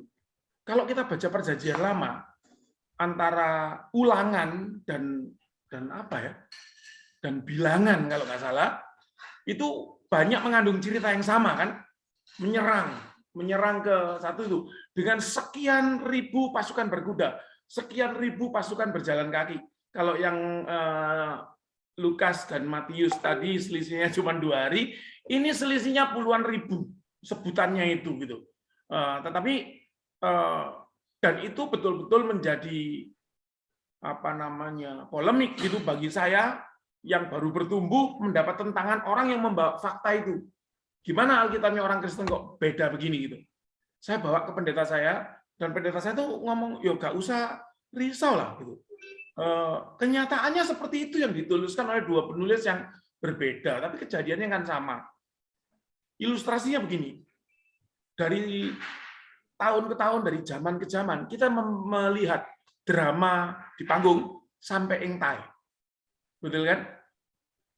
Sampai engtai yang kita saksikan tahun 30, tahun 60, tahun 90, tahun 80, dan tahun 2000 mungkin berbeda-beda. Ada yang panggungnya gambarnya kakeknya engtai itu miring. Ada yang fasnya tiba-tiba pendek. Loh, apa itu yang jadi fokus? Yang jadi fokus kan cerita sampai engtainya gitu. Jadi nggak usah perhatikan yang seperti itu. Nah, itu alasannya untuk tidak terlalu fokus pada perbedaan itu karena itu nggak penting gitu ya. Terus soal dunia orang mati yang berbeda. Dunia orang mati, dunia orang hidup, dunia orang yang sedang menunggu, semua ada dalam kekuasaan Allah. Kalau Allah menginginkan orang dari dunia manapun datang mewujud saat ini, terjadi itu. Jangankan Allah yang maha kuasa seperti itu. Petenung di Endor itu panggil siapa tuh? Samuel. Datang loh. Nah, terus bagaimana kita menghayati malaikat-malaikat itu datang? Itu alam surgawi berbeda dengan alam ini gitu kan. Jadi ya menurut saya nggak perlu heran dengan itu. Ini dalam lingkup kuasa Allah yang membuat begitu kan. Jadi kita kembali ke penjelasan Kak Yesi tadi bahwa ya memang Allah yang memerintahkan Musa dan Elia gitu ya. Begitu aja Kak Yesi. Sekarang saya bacakan pertanyaan yang sulit sekali dari Bu Nanu. Pak Jarwo ada yang jawab ya, kalau yang sulit-sulit. Iya. Izin tanya, mengapa transfigurasi ini seolah-olah menggambarkan Yesus mencicipi kemuliaan? Tadi dikatakan begitu, mencicipi kemuliaan. Bukankah Yesus memang sudah mulia sejak sebelum dunia dijadikan? Dan selama dia hidup di bumi sebagai manusia itu, Yesus justru meredam kemuliaannya. Mohon dijelaskan, Bu, apa mungkin ini sebagai tanda saja untuk ketiga muridnya itu? Mari Kak Yesi. Sulit kan? Iya, iya. Mana? Aduh, mestinya saya kasih ke Pak Jarwo dulu nih. Kak Yesi aja. Ini Ibu izin tanya, saya juga izin jawab ya Bu. Mudah-mudahan bisa menjawab gitu ya. Ya, ini kalau kita lihat, ini kan bukankah Yesus memang sudah mulia sejak sebelum dunia dijadikan. Nah, kita nggak lagi bicara tentang sebelum dunia dijadikan nih, karena Injil Lukas kita berbicara tentang Yesus saat hidup di dunia ini, ya, sebagai juga manusia, ya, anak manusia, ya. Jadi jangan lupa kan sisi kemanusiaan Yesus. Jadi Yesus anak manusia, putra manusia, tapi juga putra Allah. Jadi kita lagi bicara dalam term di Injil Lukas ini, Yesus dalam kehidupannya di dunia ini, ya. Nah, memang dari sejak awal, misalnya ketika Yesus dikandung, itu sudah kelihatan ya keilahiannya gitu. Lalu juga pembaptisannya juga kan udah disampaikan ya, inilah anak yang kukasihi dan sebagainya, ya. Tetapi dalam perjalanan Yesus sebagai manusia ini tadi, konteksnya ini adalah perjalanan menuju Yerusalem. Perjalanan menuju Yerusalem ini bukan sekedar perjalanan menuju menjadi raja, tapi perjalanan untuk mengalami berbagai macam sengsara, penderitaan. Penderitaannya juga penderitaan yang luar biasa, ya kan? Karena mati disalibkan itu kan mati yang sangat derajatnya rendah sekali, ya, dipermalukan dan sebagainya. Ini luar biasa, ya, mengalami penderitaan yang luar biasa. Nah, jadi dalam rangka Yesus akan menggenapi rencana Allah untuk melalui jalan sengsara itu, jalan penderitaan itu, Yesus diteguhkan. Jadinya, makanya ini ditempatkan sebelum perjalanan ke Yerusalem, perjalanan yang penuh penderitaan tadi. Diteguhkan, ya, ditegaskan kembali bahwa ini memang tugas yang harus Yesus pikul sebagai putra Allah, sebagai anak Allah, ya. Tugas untuk menyelamatkan lewat penderitaan tadi, kematian. Itu tugas yang memang harus dipikul, nggak boleh dihindari. Tetapi terkait dengan tugas itu juga tidak berakhir dengan tragis. Tadi dengan kematian itu sendiri, tetapi justru menjadi awal dari suatu kemuliaan. Bahkan kemuliaan yang penuh, kemuliaan yang definitif, yaitu kebangkitan dan nanti naik ke surga. Begitu.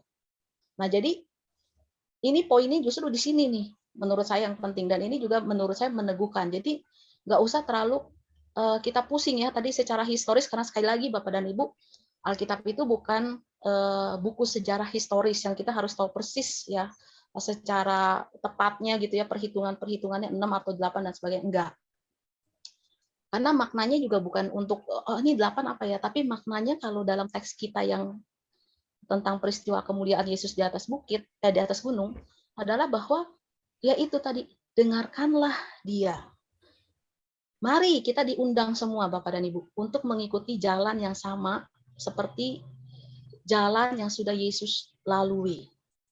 Dan itu bukan berarti mudah, ya, panggilan untuk mengikuti jalan itu.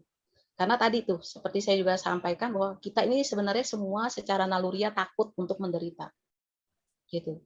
Nah, tetapi dengan apa yang terjadi oleh Yesus ini, kita juga diteguhkan bahwa bersamaan dengan penderitaan itu sendiri ada kemuliaan yang juga akan diberikan kepada kita bersama dengan Yesus di surga. Nah, jadi menurut saya pentingnya di situ, Bu Nana. Itu menurut saya. Terima kasih penjelasannya, Bu Yesi. Terima kasih Kak Yesi, terima kasih Bu Nana. Bapak Ibu yang lain silakan. Waktu kita masih cukup. Berapa loh? Oh, masih banyak. Boleh tanya lagi Mas Jarwo? Bang Dapot silakan. Ya, tadi kan banyak pertanyaan kenapa Musa dan Elia yang sebagai yang menjadi lakon di situ ya. Nah, Kak Yesi, saya tertarik justru kenapa murid yang dipilih adalah Petrus, Yohanes, dan Yakobus. Ya, jadi menariknya gini, apakah Tuhan merencanakan sesuatu yang besar kepada 3 orang ini, muridnya, sehingga mereka terlihat istimewa. Memang dalam perjalanannya dan dari Alkitabnya Petrus luar biasa. Yohanes adalah satu dari murid Tuhan yang diberi penglihatan dan bisa nulis tentang wahyu, tentang surga nanti seperti apa, gitu kan? Yakobus mungkin nggak terlalu, tapi dalam tulisannya di dalam Yakobus itu ya banyak memberikan tulisan mengenai wah memang orang hidup harus menderita, tapi janganlah penderitaan itu terus membuat kita patah dan Yakobus adik Yesus, Pak. Kenapa? Yakobus adik Yesus. Bukan Yakobus itu yang nulis itu, Bang Dapot. Lanjut dulu, Bang Dapot. Lanjut dulu. Soalnya di situ ditulis hamba ya, Yakobus ya. Bukan Yakobus ini. Bukan. Oke. Yakobus itu memang martir saudaranya pertama. ya. Kalau nggak salah saudaranya ya. Oke. Terima kasih koreksinya.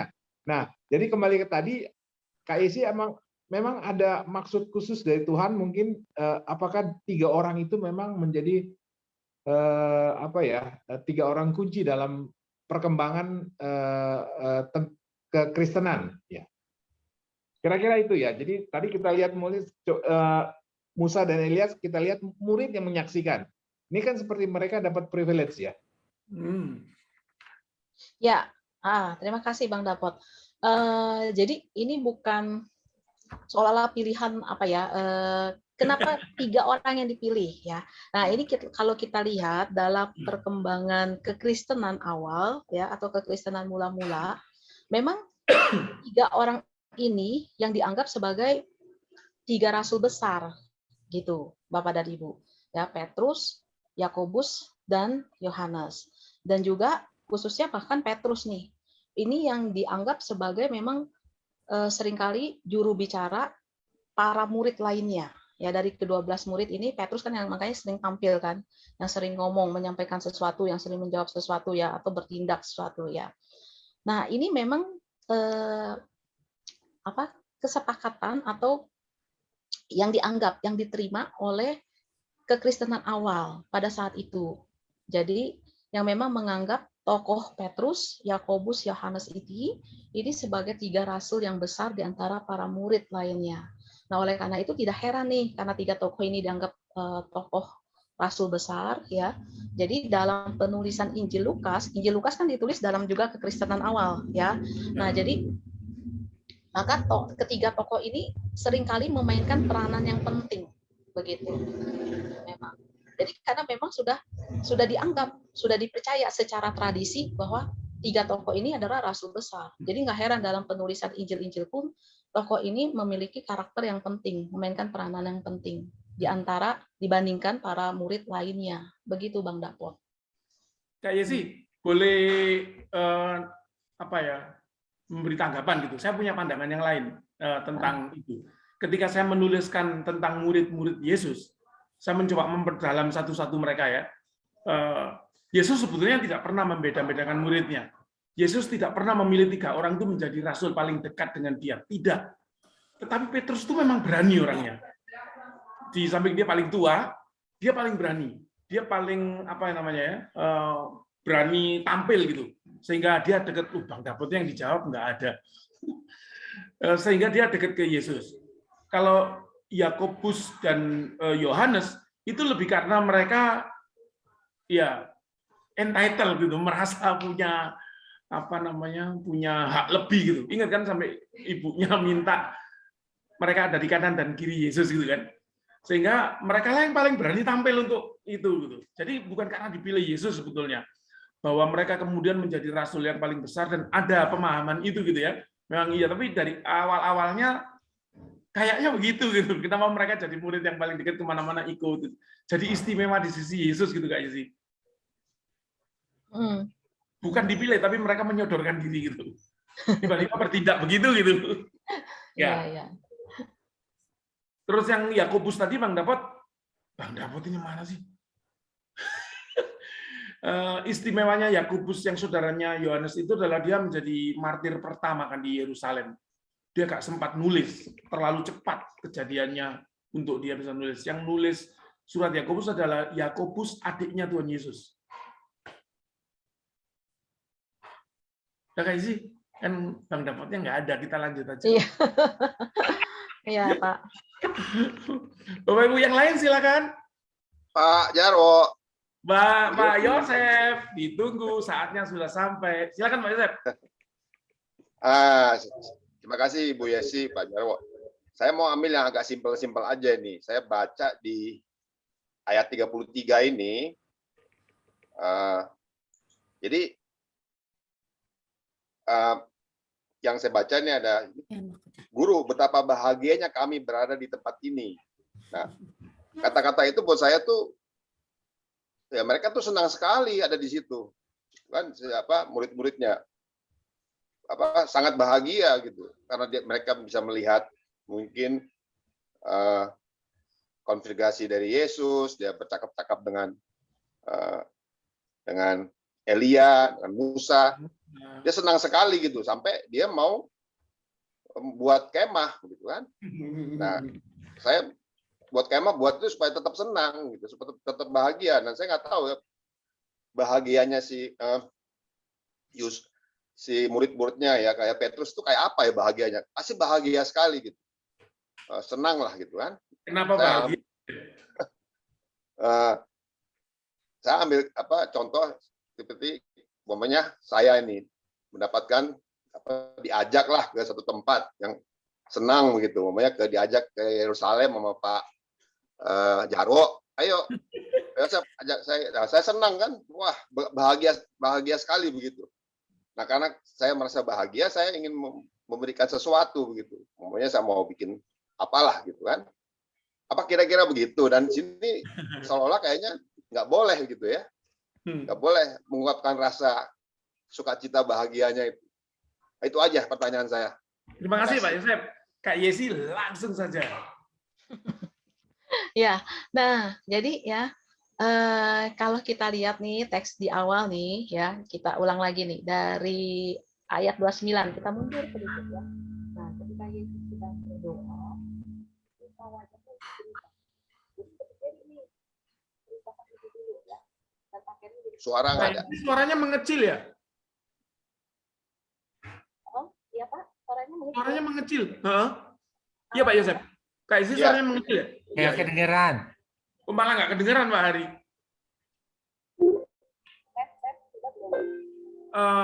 Oh iya, kayaknya splinter. Masih belum baik, Pak Yesi. Pak Bibit masih begini-begini.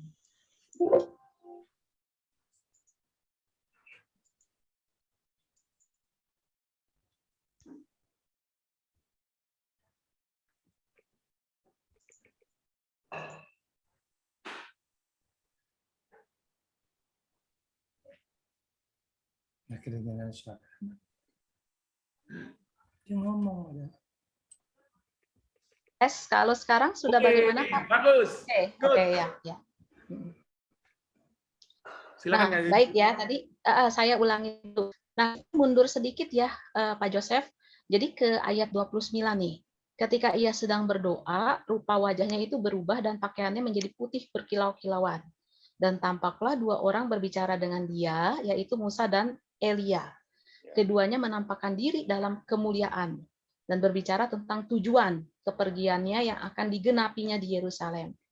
Sementara itu, Petrus dan teman-temannya telah tertidur. Jadi nih, sebenarnya kalau kita kronologiin berdasarkan teks ya, ketika peristiwa itu puncak-puncaknya terjadi itu ya, perubahan Yesus ya, perbedaan rupa Yesus, lalu dengan datangnya, munculnya dari awal muncul penampakan Musa dan Elia, Petrus dan teman-temannya bahkan nggak tahu, tidur sebabnya ya, tidur. Nah, jadi dia baru bangun setelah agak di akhir peristiwa, sebelum Musa dan Elia kembali hilang gitu ya, dari atau penampakan sudah selesai gitu. Nah, jadi yang Petrus lihat dan teman-temannya lihat itu hanyalah akibat dari perubahan rupa Yesus dan di bagian akhir dari penampakan Musa dan Elia. Lalu kalau misalnya tadi Pak Joseph bilang Petrus bahagianya berada di sini. Oke, memang di sini Petrus akan begitu, tapi kemudian ada catatan nih Pak Joseph. dari si penulis Lukas sendiri. Tetapi Petrus tidak tahu apa yang dikatakannya itu. Nah, jadi walaupun dia ngomong, oh saya bahagia ya, tapi dia sendiri nggak ngerti apa yang dia maksud dengan ketika dia mengatakan dia bahagia, gitu. Jadinya, jadi dia sendiri nggak ngerti apa yang dia maksud dengan ingin mendirikan kemah gitu. Kayak orang mungkin ya anggapannya nih kayak orang gitu ya. Jadi apa yang diucapinnya sendiri itu dia nggak tahu apa yang diucapinnya. Jadi ya kalau mau ditanya lebih lanjut, kalau gitu apakah Petrus benar-benar bahagia atau tidak bahagia? Ya nggak jelas. Orang dia sendiri menurut catatan dari penulis nggak tahu apa yang disampaikannya itu. Nah oleh karena itu ya sudah, tadi saya kembali apa yang sudah saya sampaikan, kita pun juga nggak perlu berspekulasi tentang hal tersebut. Kalau misalnya di terakhir, nah ini terkait pertanyaannya Pak Nurdin yang sudah disampaikan Pak Nurdin ya, misalnya para murid tidak menceritakan, ya, nah bisa saja karena memang belum genap waktunya, ya, karena memang peristiwa kemuliaan Yesus yang definitif baru nanti terjadinya. Itu pun juga harus dilalui lewat kesengsaraan dulu, gitu.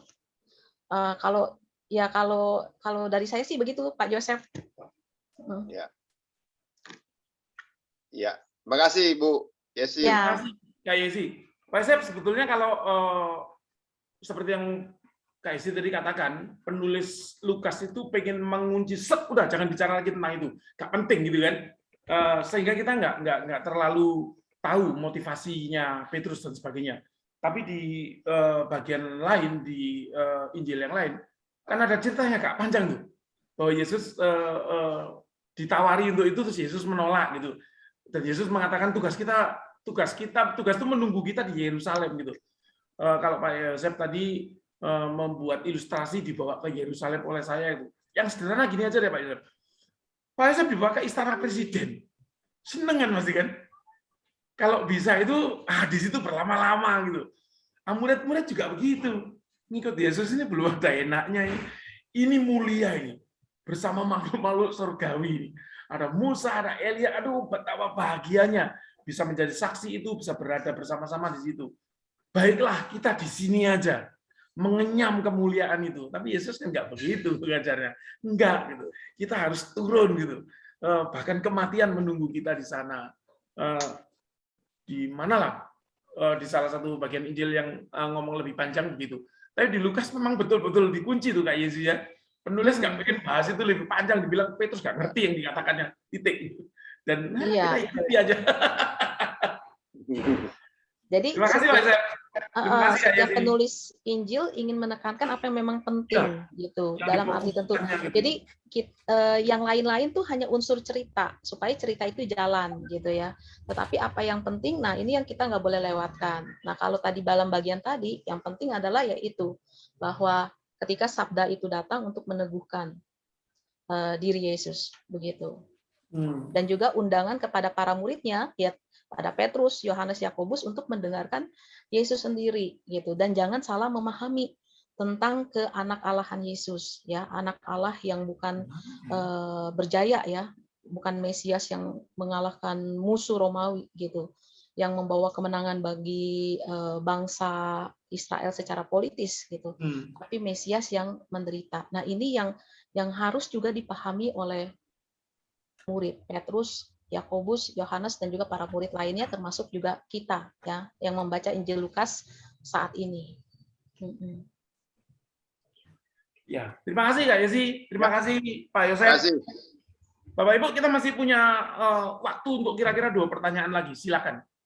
Saya mesti ngintip chat, enggak kosong. Silakan Bapak Ibu. Pak Bibit silakan. Pak Hari sebentar ya Pak. Pak Bibit dulu ya Pak. Ya. Sama-sama kuning. Kita bacaan kita tentang Musa dan Elia tadi sudah ada di surga ya, dan dia menampakkan diri kepada Yesus dan murid-murid tadi. Di Alkitab lain, artinya di tempat lain, di Markus, Matius ya Pak. Enggak, maksud saya ada pengadilan akhir. Dan pengadilan akhir itu semua yang sudah mati masih menunggu akan pengadilan akhir itu. Tapi kok Musa dan Elia sudah masuk surga, dia seolah sudah diadili, jadi dia sudah masuk surga. Nah itu bagaimana dengan pengadilan akhir tadi itu? Mungkin saya salah menangkap arti pengadilan akhir tadi. Tapi kalau melihat bacaan-bacaan di Alkitab, orang-orang pada menunggu pengadilan akhir, apalagi yang dulu tersiksa ya. Ya kapan ini diadili orang-orang yang menyiksa saya gitu kita ya. Begitu pertanyaan saya. Ya, terima kasih Pak Bibit. Saya sebetulnya pengen menolak pertanyaan ini karena di luar konteks, tapi saya takut Pak Bibit nangis. Kak Yesi, silakan Kak Yesi. Pak Bibit selalu mampu melihat sudut-sudut unik dari sebuah peristiwa. Kan ada Musa dan Elia masih berkaitan, Pak. Ya, silakan Kak Yesi. Jadi yang Pak Bibit tanyakan tadi soal pengadilan akhir. Bahwa orang-orang mati itu sebelum ke surga atau ke neraka ada di penantian gitu, di pengadilan akhir. Jadi belum ke sana mereka gitu. Kecuali Musa dan Elia tadi, dia sudah masuk surga bukan? Jadi supaya ada kaitannya Pak Jarwo. Mungkin pertanyaannya mungkin gini. Mestinya orang yang sudah mati itu tidak bisa kembali ke dunia. Tetapi bahwa Elia dan Musa itu menampakkan diri bersama Yesus, berarti Musa dan Elia itu apakah berarti itu sudah melalui pengadilan akhir dan masuk surga? Atau bagaimana? Apa? Sebab orang yang mati kan nggak bisa datang lagi. Samuel aja dulu tidak diterjemahkan sebagai roh Samuel yang sebenarnya. Mungkin itu pertanyaan dari Pak Bibit. Jadi gimana menceritakan bahwa ada Elia dan ada Musa di situ? Ya. Terima kasih telah memperjelas Pak Gun. Silakan. Oke. Yesi. Baik. Kalau yang pertanyaannya tadi, apakah sudah melewati pengadilan akhir terlebih dahulu atau belum? Saya jujur Pak, saya tidak tahu jawabannya. Kalau pertanyaannya yang itu ya, apakah sudah melewati pengadilan akhir terlebih dahulu untuk Musa dan Elia, saya tidak tahu. Tapi kalau tadi yang jelas ya dalam teks, saya mengacu pada teks saja gitu ya. Teks memang mengatakan atau malah menggunakan, tadi saya sudah sempat katakan, penampakan Musa dan Elia itu jadi sama dengan penampakan yang terjadi pada peristiwa Yesus setelah kebangkitannya. Nah ini kita nggak coba ngomong apakah ini juga udah melewati proses pengadilan akhir atau enggak ya? Enggak. Tapi ini sama loh penampakan Musa dan Elia ini dengan kata yang dipakai untuk penampakan pada diri Yesus gitu. Jadi penampakan dalam diri Yesus itu setelah kebangkitannya, penampakan secara fisik jasmania yang bisa dikenali memang oleh para muridnya, tapi sekaligus juga ada hal-hal yang berbeda, berubah, yang secara ilahi ya, dalam arti kata yang bersifat surgawi gitu. Nah jadi yang saya bisa katakan ya kalau kata yang sama yang dipakai untuk Musa dan Elia ya berarti kalau mau ditanya penampakannya seperti apa sih Musa dan Elia, ya penampakan yang bisa dikenali, tetapi juga ada yang dalam arti yang berbeda, yang secara surgawi ya gitu. Makanya dipakai istilahnya doksa, kemuliaan yang lebih menunjuk kepada sesuatu yang lebih bersifat adikodrati. Jadi begitu. Jadi yang saya bisa jelaskan hanya di teks itu Pak. Tapi kalau di luar teks untuk saat ini saya tidak bisa menjawabnya begitu. Begitu. Terima kasih. Sementara begitu ya Pak Bibi. Ya, Bu Eva silakan. Kayaknya Arthur Henry ya yang nomor 2 ya. Betul ya. Pertanyaannya mirip ya. Ya, memang kalau tentang dunia orang mati, kita yang belum pernah mati ya nggak tahu ya menjelaskannya Pak Bibit. Kita taunya ya dunia kita yang di sini, yang kita hidup gitu. Sama seperti gini, saya bayangkan ya anak saya dalam kandungan, itu kan dia nggak tahu dunia di luar kandungan. Seperti itu. Nanti kalau sudah keluar dan dia baru tahu mama, papahnya dan sebagainya. Seperti saya membayangkannya seperti itu. Tapi memang dunia orang mati betul Bu Yesi nggak bisa jelasin karena Bu Yesi masih hidup. Ada banyak hal yang sebetulnya masih jadi bahan perdebatan gitu. Apakah benar kita berada dalam iman yang mutlak tentang hari penghakiman tadi, yang menunggu itu gitu ya. Karena kalau di agama sebelah itu jelas disebutkan memang seperti itu. Saya takutnya kita rancu terhadap hal itu. Tetapi ya kuasa Allah itu tak terbatas ya. Bagaimana Yesus yang ngomong begini? Saat ini juga engkau berada dengan aku di Taman Firdaus. Kita menerjemahkan apa? Dia langsung mati, langsung ke Taman Firdaus, atau dia di terminal dulu menunggu hari penghakiman baru ke Taman Firdaus, atau apa? Kita nggak tahu. Tetapi apa yang dijelaskan Kak Yesi bahwa penampakan Musa dan Elia itu sama seperti penampakan Yesus. Apa yang ngomong gitu? Kuasa Allah. Gitu aja. Mungkin sementara harus puas dengan begitu ya Pak Bibit. Nanti kita gali lagi ya. Terima kasih Pak Bibit, terima kasih Bu Eva. Pak Hari silakan. Ya. Mungkin sebelum ke Pak Hari ya, sebentar ya Pak Jarwo. Oh iya Pak, Bibit, silakan. Pak Bibit, daripada kita berpikir keras tentang hal-hal yang mungkin belum kita tahu, pengadilan akhir gitu ya, atau tunggu dulu.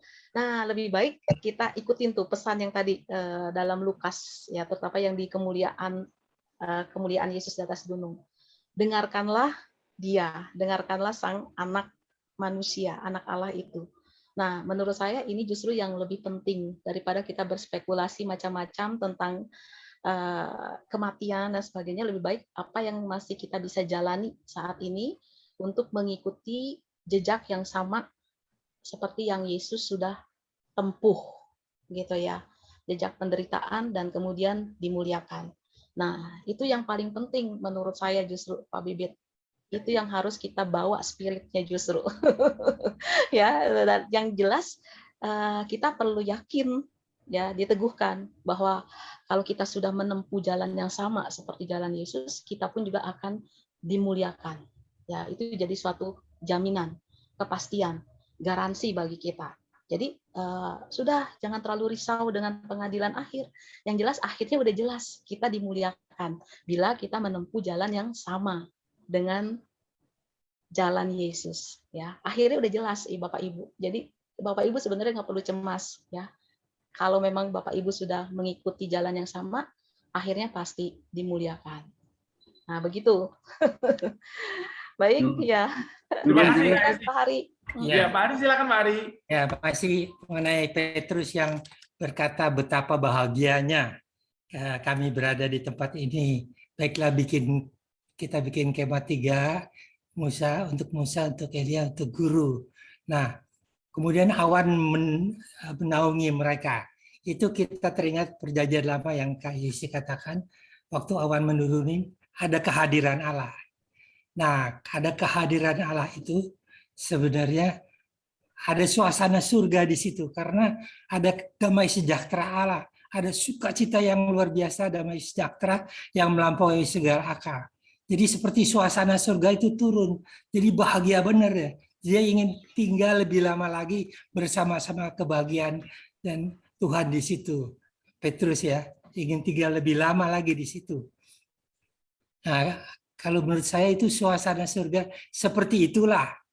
Ada kehadiran Allah, ada damai sejahtera yang luar biasa, yang melampaui segala akal, ada sukacita bukan main, karena tidak pernah berada seperti itu Petrus ya. Jadi walaupun ini tidak penting menurut Lukas, yang penting dengarkanlah Yesus, dengarkanlah kedua orang ini, Musa dan Elia ya. Tapi yang bagi kita suasana surga itu kita bisa alami bagaimana damai sejahtera Tuhan. Tuhan Yesus berkata, damai sejahteraku sendiri aku berikan kepada kamu, damai sejahtera Allah. Nah, itu luar biasa damainya. Walaupun keadaan banyak problem di hidup kita, tapi kalau ada Tuhan, wah, tenang dan sejahtera. Terima kasih, Kak Yesi. Terima kasih, Pak Hari. Kak Yesi mau nanggapin? Ya, sedikit. Ya, Pak Hari, yang didengarkan bukan Musa dan Elia, yang didengarkan adalah Yesus sendiri, ya. Nah, betul, penampakan itu seperti tadi yang awan itu seperti yang di Perjanjian Lama, ya, teofani, penampakan kehadiran Allah, penampakan yang ilahi. Nah, bicara tentang penampakan, Bapak dan Ibu, biasanya kalau di dalam Alkitab atau Injil-Injil, penampakan itu hadir bukan demi penampakan itu sendiri. Jadi kalau suatu vision itu ada, diberikan ya kepada kita atau kepada tokoh-tokoh di dalam kisah Alkitab, bukan demi vision itu sendiri, tetapi demi suatu hal yang lain lagi. Jadi vision itu ada, tapi bukan yang utama visionnya, tetapi yang ada di balik vision itu, yaitu apa misalnya?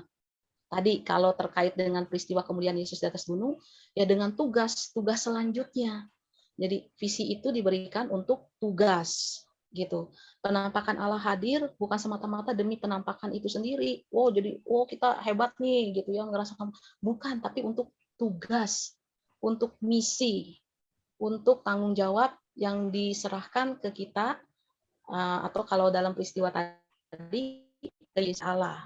Nah, jadi visi itu sebenarnya digunakan untuk itu tadi, untuk memperlengkapi, untuk tugas. Jadi bukan demi kepentingan visi itu sendiri. Nah, itu juga yang perlu kita perhatikan gitu, Bapak dan Ibu.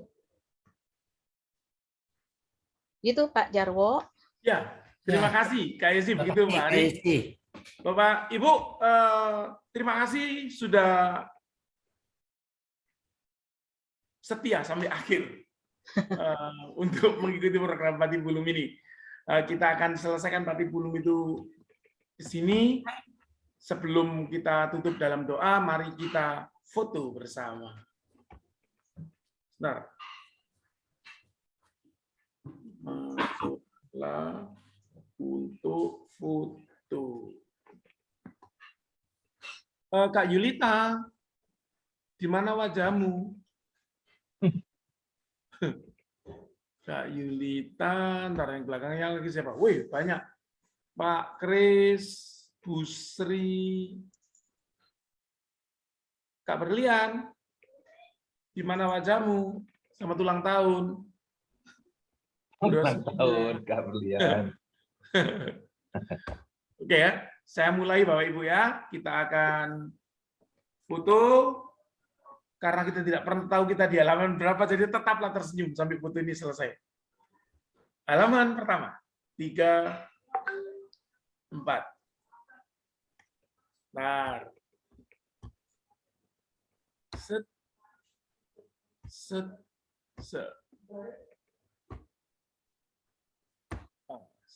Oke. Duh. Oh, untung saya nggak jadi.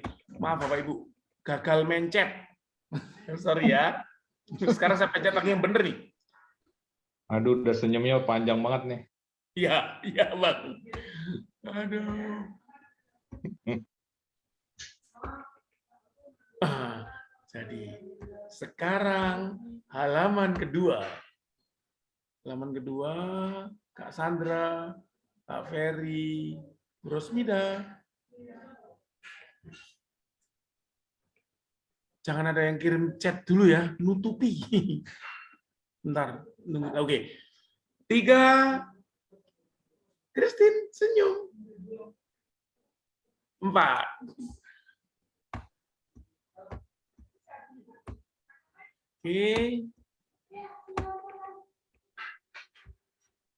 Oke, Bapak Ibu, sekali lagi terima kasih sudah bersama-sama sampai akhir ini.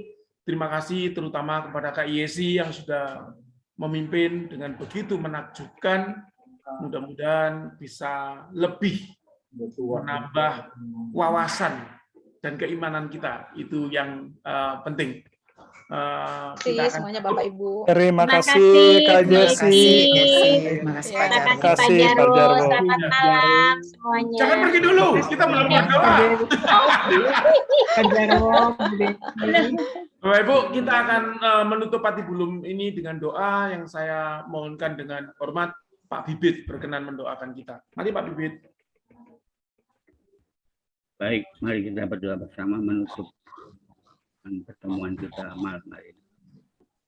Bapa yang di surga, Kami naikkan syukur dan terima kasih atas persekutuan kita pada malam hari ini. Engkau boleh berbicara, kami boleh mendengar, kami boleh mengerti, dan memahami akan firman. Ya Tuhan, biarlah kami boleh mengalami akan kehadiran Tuhan dalam kehidupan kami sehari-hari, sehingga kami mengerti apa yang Tuhan kehendaki dalam kehidupan kami. Terima kasih untuk semuanya Tuhan. Kami bersyukur juga untuk Kak Yesi yang Engkau pakai untuk menyampaikan firman. Biarlah Roh-Mu yang kutujukan selalu menyertainya di dalam segala tugas pekerjaan dan pelayanan. Terima kasih untuk semuanya ya Tuhan. Hanya dalam nama Tuhan Yesus kami naikkan doa ini. Terima kasih ya Roh Kudus. Terpujilah nama Allah Bapa kekal selama-lamanya. Amin. Amin. Terima kasih Pak Bibit. Terima kasih Kak Yesi. Terima kasih Pak Bibit. Terima kasih Pak Yesi. Terima kasih Pak Jarwo. Selamat Sampai malam. ketemu minggu depan ya. Selamat malam. Terima kasih. Terima kasih Pak Jarwo. Terima kasih Kak Yesi. Terima kasih semuanya. Tuhan berkati Pak Jarwo. Terima kasih semua. Selamat malam. Selamat malam.